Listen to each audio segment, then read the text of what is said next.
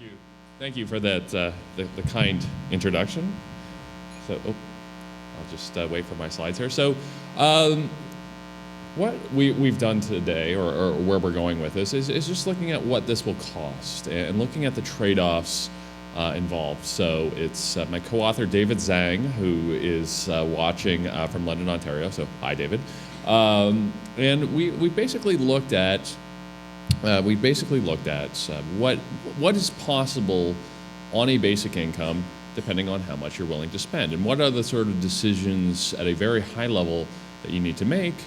And Lindsay will sort of, after me, tell us about what the sort of tax implications are. So I'm going to be at 30,000 feet. I think Lindsay will be at about 20,000, and eventually we will come to an answer. So, I'm not working here. Oh, okay.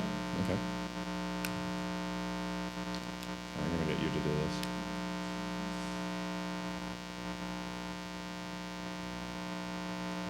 Thank you. Oh, and I have a laser pointer and everything. Okay, beautiful. Okay, so I'm going to look at a few things. So we're going to throw numbers around, like, numbers in billions, and those are big, large, incomprehensible numbers. So I think it's useful to talk about fiscal context. So when I say, this will cost 5 billion or 10 billion or 20 billion, this is what we mean. So for the purposes of this presentation, we are going to look at what this would cost the province of Ontario, with Charles's caveat that understanding that some of this money may in fact have to come from the federal government. We're saying, okay, if we did basic income in the province of Ontario, what would this cost?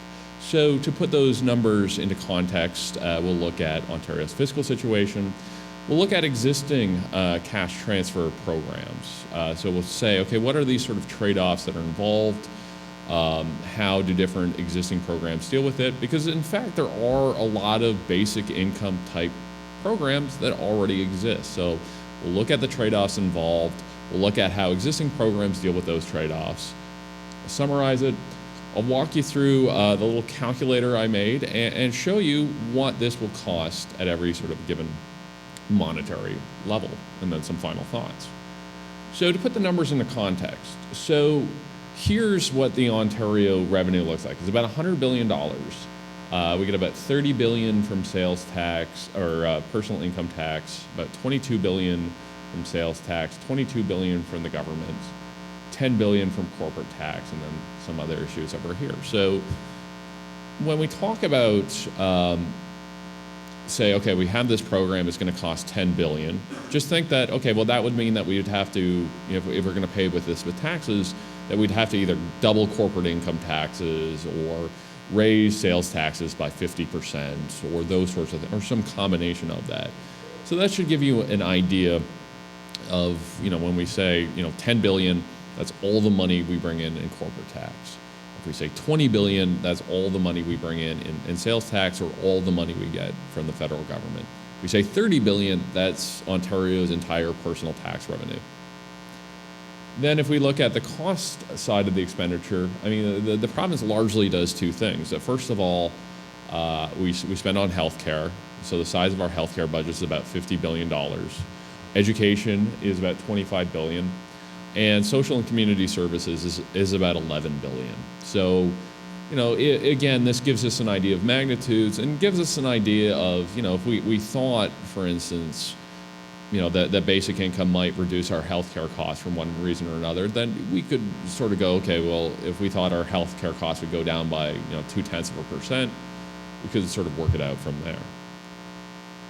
So Ontario's fiscal situation is that the government is trying desperately to close a budgetary hole. So there's not a lot of room to maneuver in the budget, assuming that continues to be the goal. It doesn't necessarily have to be, but just understand that money is tight, so we will have to sort of think about how do we actually pay for this. So there's a number of dimensions we have to think about when designing a basic income program. So first, what age categories are eligible? Are we going to give this money to everyone, or are we going to recognize that we do a pretty good job in this country of making sure that seniors are out of poverty, We do a pretty good job of addressing child poverty through the new child benefit checks program. It's not a perfect job, but this is a trade-off. So do we give the cash to all age groups, or do we concentrate it to, say, 18 to 65-year-olds, which would allow us to get sort of more bang for the buck because we're not distributing the money as widely? Secondly, and as an important issue, do we pay the money to individuals or families? So is this a program where we're paying people based on their individual income, or are we paying people based on their overall family income? Third, how much money is everybody getting? What's the maximum amount? Clearly we care about that. Fourth, is the money clawed back based on income? So do we have a program where we're just handing everybody a $1,000 check or whatever the amount is in the mail every month, every quarter, what have you? Or is the size of that check proportional or reversely proportional to what that person's income level is? And then finally, is that money taxable? Is that money considered income for taxation purposes that we're giving people? And so different proposals that we've seen look at this trade-off differently. So, and one of the really frustrating things about this basic income space is that everybody uses terminology differently, and it's hard to know what the heck anybody's talking about because there's no sort of universally agreed on decisions or definitions. But I would say here that we tend to hear things like unconditional basic income or national dividend, or if we were holding this conference back in the 1930s, we might say social credit. These are the kinds of things where we just hand people a check, they're not subject to income tax, and there's no sort of clawback. Everybody gets the same size check. Might be based on individuals or families, but the checks are sort of the same. Then we hear things like universal basic income, guaranteed annual income, MINCOME, which usually in most cases the proposals aren't taxable, but they are clawed back. So the amount you get, the size of your check every month, every quarter, every year is determined by your income on last year's tax return. And then finally, you could have something that's not clawed back, but it is taxable. So something like a negative income tax where we give everybody a certain amount, but that is taxed back, and it's taxed back at the rate of whatever their marginal tax rate is. So for lower income earners, they might not have to pay any tax on that. For a high income earner, they might remit 50 or 60% of that back to the government. So I'm not sure these are necessarily the way that everybody uses these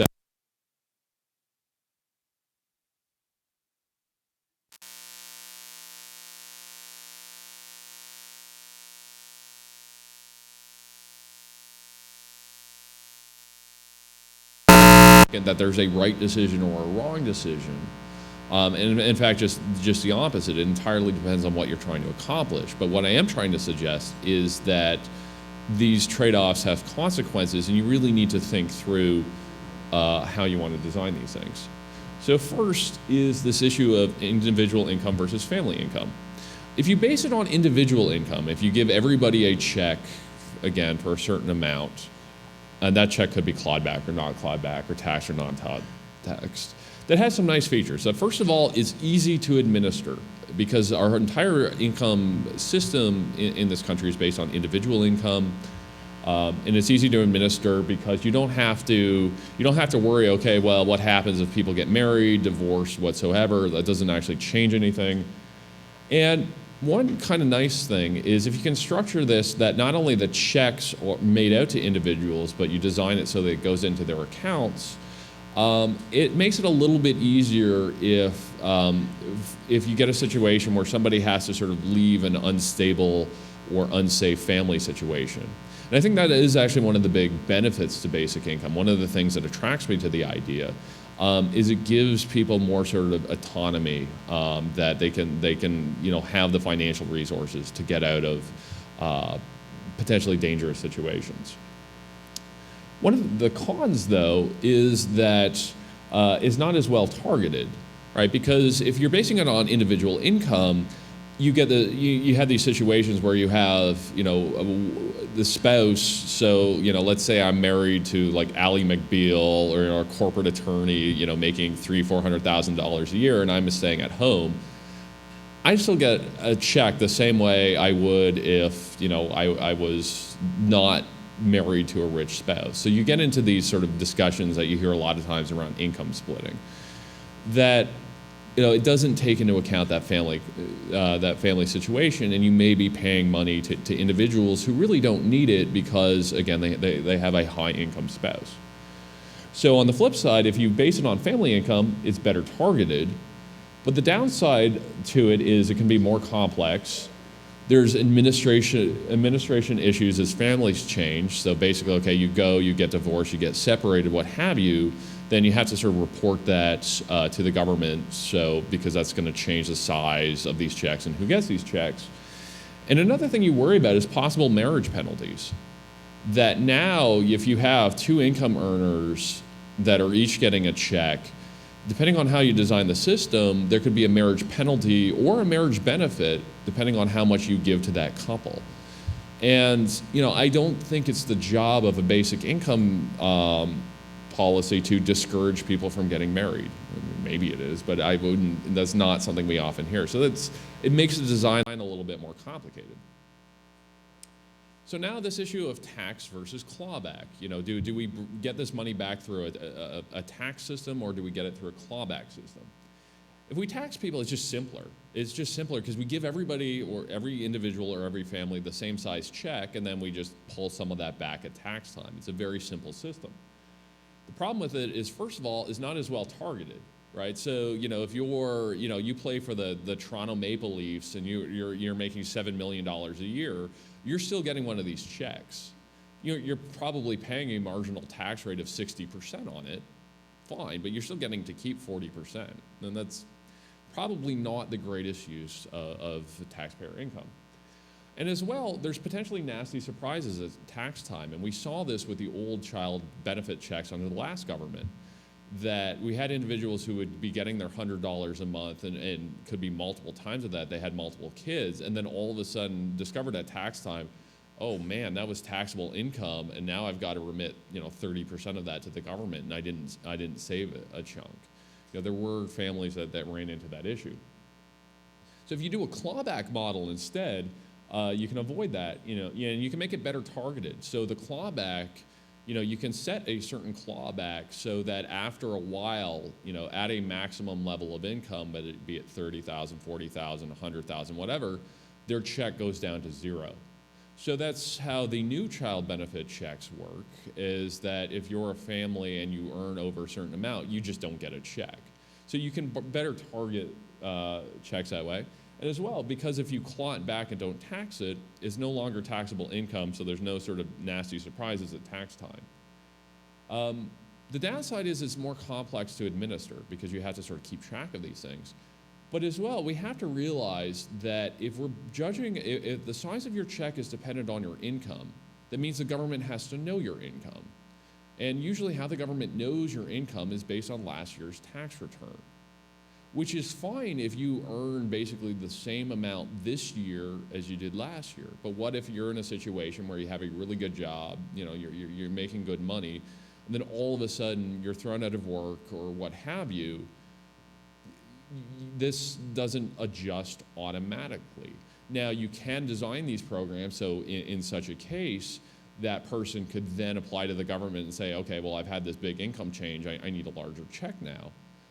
But if you do that, you need to have that whole bureaucracy set up to allow that. And one of the big arguments for a basic income is that it gets rid of this administration, it gets rid of this bureaucracy, but now we're sort of reintroducing it. If people have to go back to the government and say, I lost my job, or I'm just I had a big change in income, could you please give me a larger check? So the final trade-off is: do we want a system, all else being equal? Do we want a system that pays everybody a small amount but has sort of a low clawback or a low tax rate? Let's assume we're using a clawback model, a low clawback, versus a system that gives out high amounts of money, but claws that back fairly quickly. If we use a low clawback system, we don't discourage work effort as much. You don't worry about the kind of thing that, if I get a job or if I work more, I'm going to lose a lot of that money, which is a good thing. The problem is if you just give everybody like $500 or whatever, and there's a low clawback, that's only giving people modest support. It's poorly targeted. On the other hand, if you go the other route and say, okay, well, we'll give people a lot of money, but we'll claw it back quickly, you can end up creating welfare walls. And the current system is full of these, where people think, well, if I go out and get a job, I'm going to lose half of my pay to that check, plus I have to pay EI, plus I have to pay CPP, plus all of these other things is not really worth it, so I'll just stay out of the labor market. So how do current programs address this? Because as I mentioned, we have a lot of cash programs to begin with. So first, we have the federal government has a couple programs, OAS and GIS, which they spend a lot of money on. And they're treated somewhat differently. The OAS is a big overall cost. The max amount is a little bit smaller than GIS, but it comes at a smaller clawback. It's also taxable. GIS, bigger amount, but a 50% clawback, which means that any additional income that you earn over a threshold, your check size gets clawed back 50%. GST rebates are a classic example of these sort of low amounts per year, but also low clawback. So as an individual, the maximum amount you can get is $276. It's more for families, more the families with kids. I'm just looking at this at an individual level. But the clawback's only 5%, so it doesn't really it shouldn't deter work that much. The new child benefit checks, fairly high amounts, fairly modest clawback, but a pretty big sticker. The old child benefit checks, as I mentioned, they didn't cost as much, they weren't quite as generous, but there was no clawback whatsoever, but they were taxable. So it was a simpler system to administer, but again, you run into that situation where you can't exempt rich people from it, and furthermore, you get people with nasty shocks at tax time. So let's look at the province. So I put up 3 here. There's a couple others that I could have put up, but the big ones, first of all, are your Ontario sales tax credit.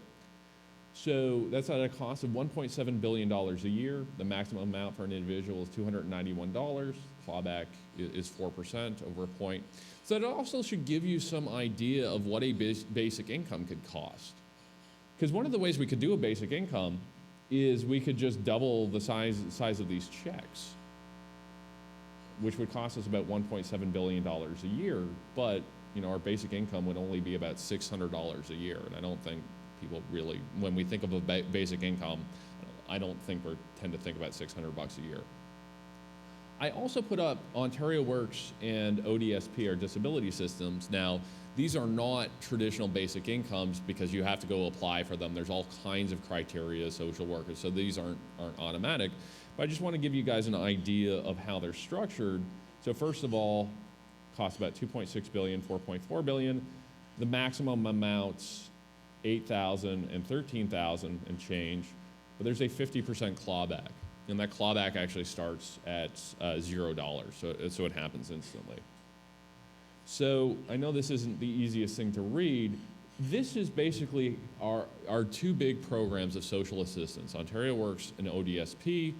Cost the province $8.3 billion. So that's pretty much what we spend on this. Most of this money goes to adults, though some of it goes to kids. And how it's administered, it's $7 billion of that 8.3 comes in cash. Most of that cash goes to adults. $1 billion comes in the form of drug benefits. The administrative cost is only $300 million. So one of the things we often hear sort of touted as the benefits of basic income is that it will save administrative costs. And it might save some, but it's actually not going to save the province that many. The province actually doesn't spend all that much on administration of these programs. That's partly due to the fact that municipalities end up doing a lot of the heavy lifting, But just understand that if you're going to design a basic income program and you think, well, we're going to fund this through administrative savings, that's probably not going to happen. Just it's hard to believe, but in fact, these programs are actually fairly efficiently run. I know we're not allowed to say that about any government program, but overall, they don't spend all that much on administration directly. And again, with a caveat that the municipalities end up having to foot a large portion of the bill. So most of our programs in this country use this income clawback method and not income taxed. So for the rest of this presentation, I'm going to assume that this is the type of model we would probably use for a basic income, as that's the model we tend to use for other cash transfers programs. But just understand there are other ways of doing this. So as Charles kindly mentioned, we came up with a basic income calculator that how much these programs cost really depends on the design. And instead of having people go, well, Mike, what if you added $500? What if you did this or that? Instead of answering those questions, I figured it's just easier to design this calculator and let you guys design your ideal program. So if you go to this tiny url.com/BI calculator, you can actually calculate the cost of your own dream basic income program. Now, it does have some limitations. So first of all, it uses a clawback method, not a taxation method. And second of all, I based on individual income. I could do a family income version. I did this partly because it's easier, but partly because I tend to think, and most of the proposals I see out there assume that basic income is based on individual income. So this is how I designed it, but I could always design a family income one later. So basically, how we designed this is we took tax filer data, which is available from StatsCan, and we had to make a couple of adjustments. The first adjustment we had to make is recognizing that 5% of Ontarians don't file taxes. And the reason why they don't file taxes, or most of them, the vast majority don't file taxes, is because they don't have any taxable income. So you have to account for that when designing a calculator. The second thing you have to account for is that almost half of the social assistance payments, whether it be Ontario Works or ODSP, according to StatsCan data, doesn't show up on tax returns, again, because those people have no other taxable income, so they don't really need to file a tax return.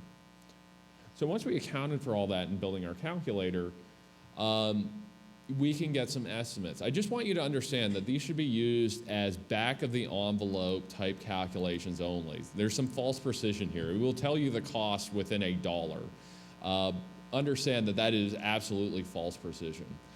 We tested the cost of existing programs on this calculator to see whether or not we could get numbers that were close to the official numbers, and we were getting them within about 2 to 3% of the cost. I think that's probably, there's probably some situations where it would be farther off, but I am confident in saying that our estimates are probably, I'd be shocked if we were off by more than 20% in any one direction. And notice that these are static estimates. So when in this calculator, it's assuming that there are no behavioral changes, people work the same amount that they're going to work, people live their lives the same way they would before, they don't have any more or fewer children.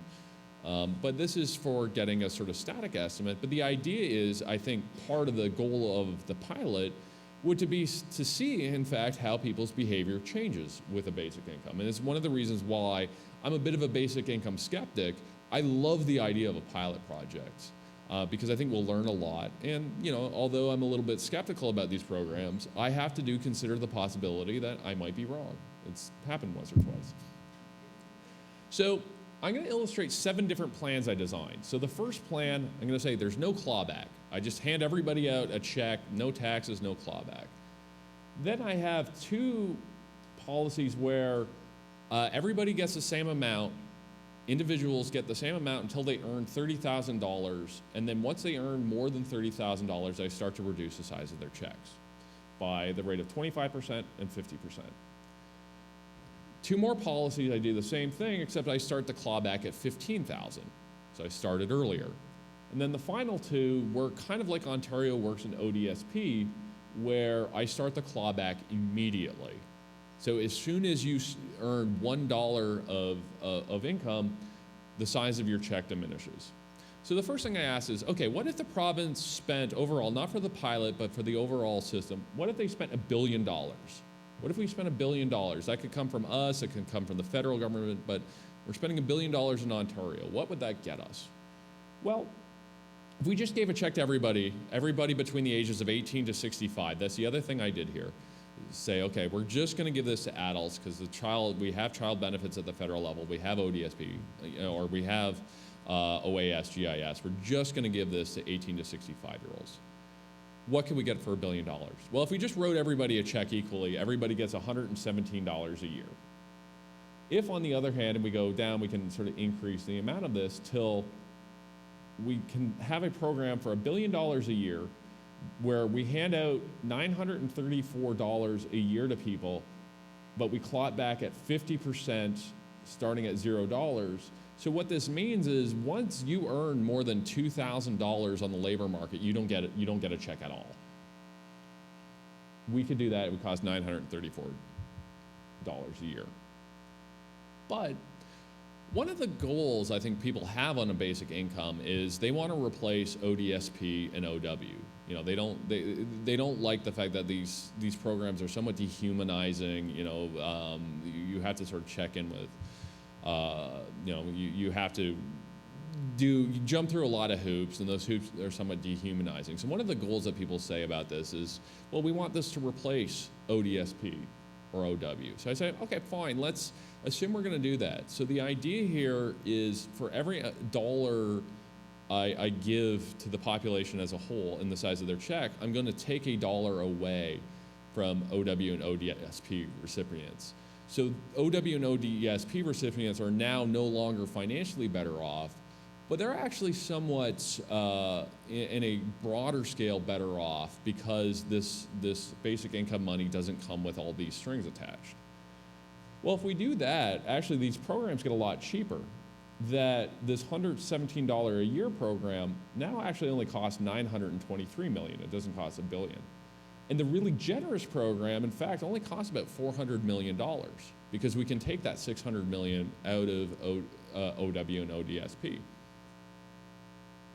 Now, again, noting that recipients aren't financially better off. But let's say we want to do that. Let's say we want to do that as a way to control costs. So from now on, all of my cost estimates are going to assume that we're going to do this trade-off. So what if we spent $1 billion net? So this is $1 billion on top of what we already spent on OW and ODSP, and we do this clawback. Well, then actually we can make our programs a lot more generous. Our maximum program goes up to $1,800 a year. Again, the clawback at $3,600. So in fact, that helps us be more generous. Helps us with bigger programs. But this is still only $150 a month. And I get the sense that basic income advocates are thinking of something much larger than this, something you can live off of, and you can't live off $150 a month. But keep in mind here that, so we have a number of options, but here's two I would present.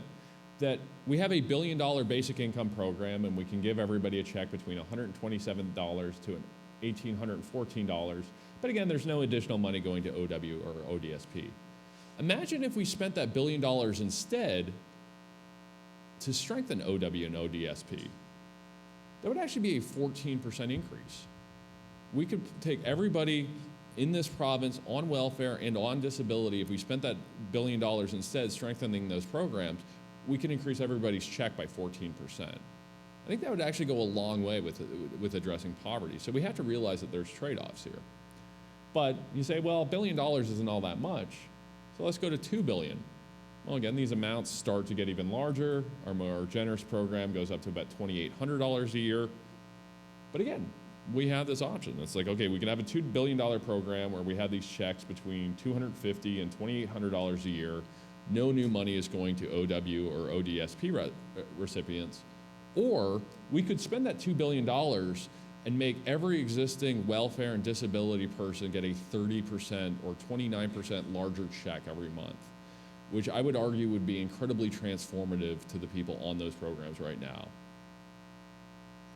I'm not, so I could keep doing this, but I won't, because I don't want to sort of beat that dead horse. But what if we increase this to $5 billion? Well, then we could get up to about checks of about $5,000 per year. So now we're talking, about $400 a month. We're starting to talk real money. Well, what if we get to about $10 billion net a year? Then we actually start to get programs that could eliminate Ontario Works entirely. So if your goal is to have a basic income that replaces Ontario Works, you probably have to add, or at least the cash component of Ontario Works, the adult cash component of Ontario Works. Ontario Works tops out at about $8,300, so once you get to about the $10 billion range of additional money, you can actually probably phase out OW. You couldn't completely phase out ODSP because ODSP goes up to about 13.5, but an extra $10 billion would allow you to phase out OW. If we increase that to $20 billion net a year, then we're at about 11,500. Then we're getting to a point where we're getting close to being able to phase out the cash component of ODSP.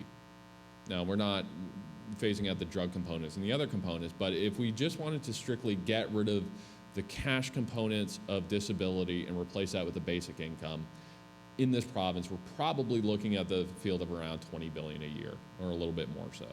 And again, recognizing that these are somewhat rough estimates.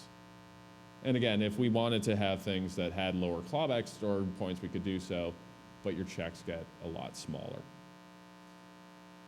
So my final thoughts on that before I pass the baton over to Lindsay. First of all, big lesson here is the cost is highly dependent on program design. So if I go back here, even if we're spending $20 billion, I mean, our checks could be $2,500 a year, or they could be, $11,500, depending on, so we're spending the same amount of money, but depending on how we set the clawback, how we set the starting points, and so on, those details matter, and they matter a great deal. Second is no matter what you do, there's going to be trade-offs, and you have to think through, what's more important to you. Is it more important to avoid welfare walls, or is it more important to have really generous programs? And I'm not suggesting there's a right or wrong answer, but just that you have to think through those things. 3 is recognize that you're not going to fund these things through saving of administration costs. By the time I can blow up OW and ODSP, I'm spending over $20 billion a year, and the entire administration cost of those things is is about $300 million. So the administrative cost for the province is a bit of a red herring.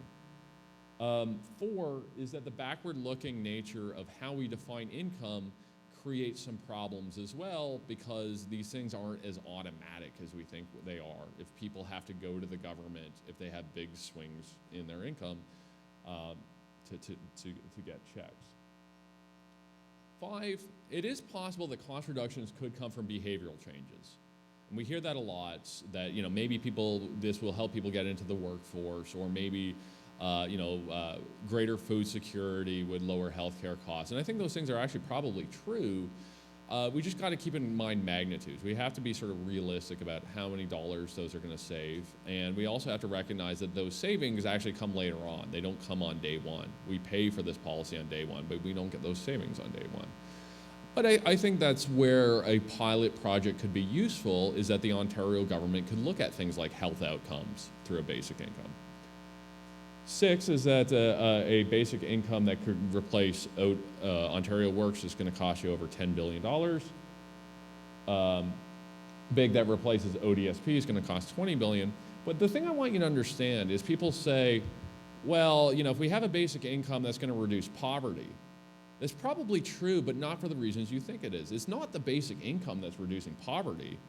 It's the fact that you're going from spending $7 billion a year to $27 billion a year on poverty reduction. You could design the stupidest policy in the world. If you're quadrupling the amount of money you're spending on it, you would think that, yes, there's going to be a poverty reduction.